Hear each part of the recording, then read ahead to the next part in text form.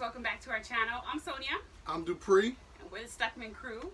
So today we're doing something a little different. We're doing the top 10 most frequent questions, whether it's via messenger or through comments on YouTube or social media.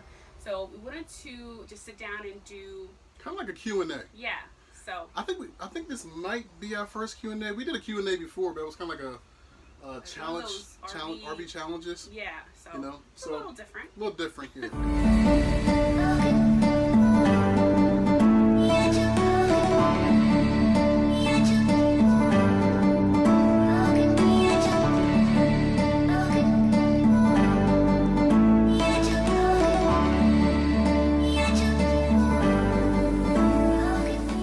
So we kind of want to do like a Q&A. Almost like tell people like our RV story, I guess you can say. Right. And we're gonna bang these out kind of fast, hopefully kind of fast. Right. We're not trying to make like a whole hour out of this video. So let's just jump right into it. Let's get started. Okay. So the first question is, what made us start camping? What made us turn this into an almost every weekend adventure? Yeah. Obviously, we're part-time campers, weekend warriors.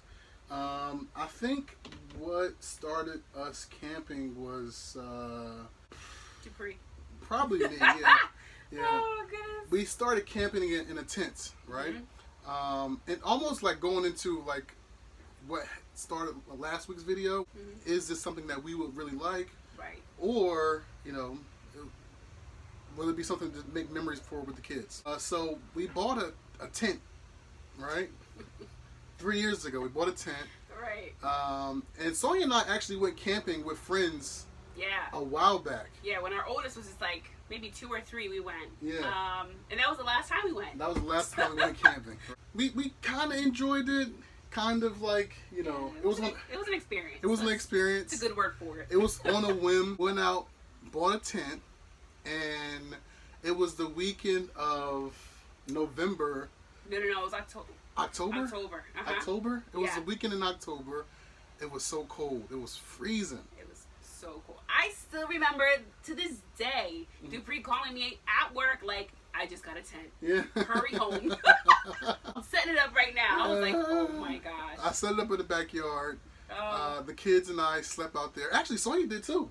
You slept out there with us. Yeah, we did a trial run that weekend. Yeah, and we liked it. Yeah. We booked a KOA, and it wasn't no turning back from there. Yeah, the rest is history. Obviously. The rest is all history.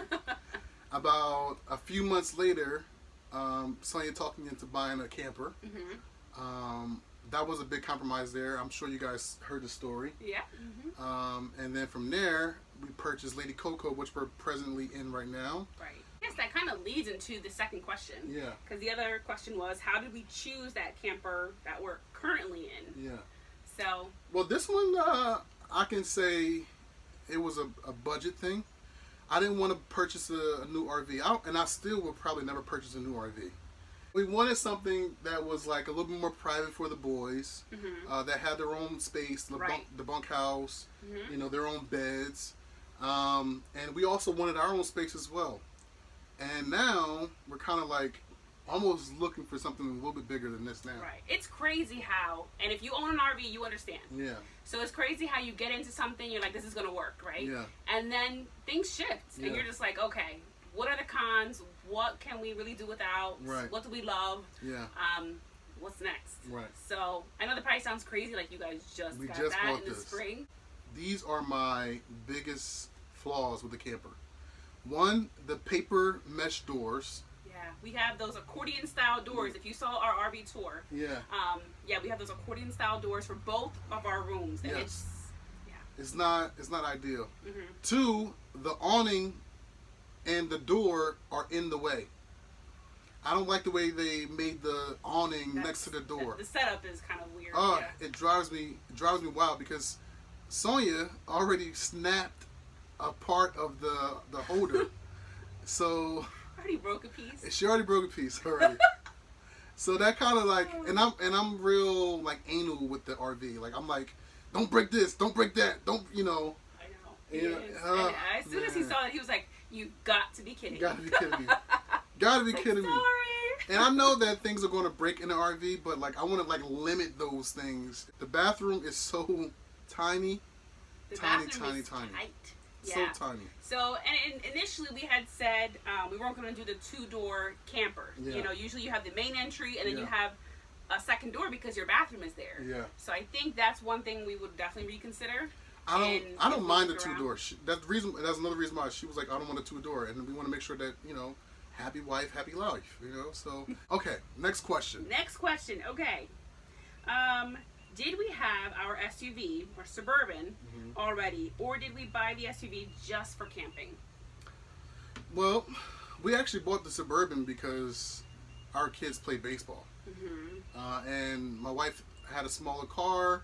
I also had a mid-sized sedan, and the baseball stuff was just getting everything dirty. Right, it was a mess. It was a total mess. Like if you guys kids play baseball, you know how dirty that stuff gets. Right. The cleats, the baseball bags, and we have young children that don't take care of anything. So as soon as they get there, they would throw their baseball stuff in the dirt, and then they would come and throw it into the trunk. Lo and behold, we went out and started camping. Not too much longer after that. Right. So it was a blessing to have the Suburban. Correct. And then we purchased Lady Coco, and that had to come with the truck. So we went out and purchased an F-250. Right. That pulls this thing like nobody's business. Right. But honestly, the Suburban and our previous hybrid, it got us started. It got us out there. It got us adventuring and having took us fun. to some amazing places already. So Yes. it was definitely a great start. This is the reason why we purchased the F-250 Lariat, because it was a very similar package to what we had with Suburban. Okay, we want to keep going. So what would be like our setup and our takedown jobs? This is a good one. Okay, so me and the kids have primarily everything outside. We're talking about water, electric, sewer, pitting down the rugs. Tate does all the stabilizers. And Chucking of the wheels. Yeah, chucking the wheels. He really enjoys doing that. And then TJ, he actually just watches pretty much everything that we do. Pretty much. He'll stay in here hanging out, and then when it's time to go, like, can I get in the car? Exactly. Sure. Exactly. He does his own thing. Does his own thing. Sonia does pretty much everything inside. Everything inside, whether we're setting up or cleaning up to get out of here. Whether it's cleaning the bathroom, putting everything away, putting everything in baskets or bags to head home. Pulling the slide in. Just making sure everything is off and ready to roll. Yeah. Literally. Yeah. All right, next question. Our top go-to destinations. And I guess that could be places that we've already been, or maybe we can talk about where we haven't been, but where we want to go. Yeah. Okay. I think I might have mentioned this before, but I definitely want to see Banff. Yeah. In Canada. Alaska for sure. That is huge on my list. Yes. Grand Tetons. We can't wait to get out to like the West Coast. The West Coast for sure. Pacific Northwest. Yeah. As you guys know, we've been to Arizona, and it's definitely one of our favorite places to go. But I want to see all of the West. We have one more big trip planned for the season, so we're looking at a little bit over 12 hours. So she's pushing more coming on that later. Definitely pushing it. When I told him the amount of time we'll be driving, he was like, "You gotta be kidding me." So next question I have is, where have you gone that has been your favorite so far? Easily Maine. Yeah, that was the first thing that came to my mind. Maine was by far one of the most picturesque places we've been. Not just for vacation, but for everything. Anything in general. Anything in general. I mean, again, in that video, I'm not exaggerating when I tell you it was an ice cream store on every block. Literally. It was literally an ice cream spot. Right. And if I was allowed to try every place, we would have, okay? Exactly. The food, the people, it's low cost. I mean, it wasn't that low cost, but it was low cost. Oh, it's a very touristy area where we stayed anyway, Yeah. but I would definitely go back again. Oh, for sure. We're definitely going back to Maine. Mm-hmm. We almost went back this season, but I was like, we got to try to change it up, and she found something else. So, again, stay tuned on that. More to come. Yeah. Yeah, I would definitely say so far with RVing anyway, that has been probably my favorite vacation. Yeah. Yeah. So, Maine. Yeah. Okay, let's see. Next question. How do we keep our boys occupied while camping? I think with this one, either have them help you set up, and like Dupree said earlier, Tay helps a lot with setting up drama, or TJ does his own thing. Yeah. But whether it's like collecting firewood or run down to the store and have them grab something, give them a little bit of cash, it makes them feel very independent. Absolutely. Another thing, we let them bring their iPads too. Now, only for longer weekends though, or longer times. Like it's a longer vacation. Longer vacation. Then we'll do that. Yeah. Yeah, but if it's something like they have their, if they're driving, they have their entertainment system in the car. Mm-hmm. But we have like little games around here. Right. We play cards. We have a puzzle that we're working on currently. Mm-hmm. Right. So those little things will definitely help them keep busy, especially during COVID. Yeah. I mean, a lot of things when you get to the campgrounds, they're either closed Yeah. or very limited, and half of the stuff that's available, the kids don't even want to do anyway. Exactly. So it's tough. And like this past week, speaking of COVID, they were allowed, I think, 50 people in the pool. You had like sign up sheets. Yeah, it was like So 2 hours. It was only per 2 family. hours per family. So that was another thing that you could do. Like obviously keep them occupied. Go to the pools. Right. They had like little what do you call it? Mini golf at the campgrounds. We obviously throw the football, baseball, or little cornhole, anything like that. So. And also, like, if you guys are, or if you like to leave the campground and do your adventures and travel and see what's going on around town, include them in your itinerary. Just be like, hey, what do you guys think we should go? Yeah. What do you guys think of this place? Or do you think we should go check this out? While we were in North Carolina, we made a day specifically for them. Yeah. You know what I mean? They loved it. Yeah. Okay, guys, so next question.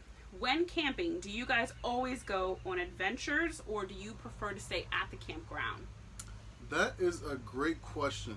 I guess it depends on the weather. And where we're at. Some destinations, we stay in the campgrounds, you know what I mean? And that's tough for us because we like to go out. It's tough and very rare that we stay at the campground. Yeah, because we like to go out. We like to adventure. But if it's raining, obviously you're not going to go out. No. Maybe we will, because we have we have going out. When we were in North Carolina, we were out in the rain, okay, on a boat ride. It was also 85, 90 degrees outside. Yeah, we had to be outside. We had to be outside, so. It's tough, because I think if we're local, it's nice because we could just run errands and then head back and do the pool or whatever. And enjoy the evening at the campground. Yes. But if we are in a different state, a different town than where we live now, then we're definitely adventuring out. Exactly. For sure. Because you want to be able to see the town. Right. This is the reason. This is the point why of you're camping. there. You know, Right. totally It's hard to be a weekend warrior and choose your vacation, because I feel like you've got to choose wisely. Cause it's like, darn it, we should have went here. Right. So anyway, let's talk about food. Our favorite. Oh man, I love the grill. Obviously, we have the outdoor kitchen now. I have like a little skillet, but there's nothing like cooking over the fire. I put corn. I like to put vegetables on there. But my favorite campground food is probably not even a campground food. It's like sausage and peppers. It's so good. Yeah, that's his favorite. And That's I'm my like, favorite. we do that too much. Like, Yeah. let's get something else going here. We have done tacos a lot, and I think we probably overdid tacos. Yeah, but- this year, or last year, we've done tacos a lot. You know what I mean? So This year we haven't done tacos too much. So tacos is probably one of my favorite though. And then of course we do the little pockets of like sausage and corn and shrimp with a little Old Bay and butter. Oh my god, it's amazing. Yeah, that's good. Over Only the thing fire. is the potatoes take forever. That's the only thing. You have to put them on early. You got to put the potatoes on early, and then you have to cook it again with the shrimp and sausage. And every time we make that meal, we're like, oh, we gotta start early, and then Yes. we end up eating dinner like at 10 o'clock at night because we start late. we're so late. Or we get back home from an adventure, and then we start dinner. And then we start, and the kids kids are like, I'm hello, hungry. can we eat? Definitely a little warm inside the camper. Yes. So, different setting. And the last question. Last question. If your crew wasn't RVing, what would you guys be doing? Ooh, It's a good one. It is a good one. We looked at boating a couple years ago, but I don't think boating was for us. No. I'm not a water person. I've never gotten comfortable in water, and anytime anyone's tried to teach me, I always like, I'm good, don't worry about it, I'll learn eventually. And here I am in my 30s and have no idea how to swim. So we looked at boating. Boating's not for us.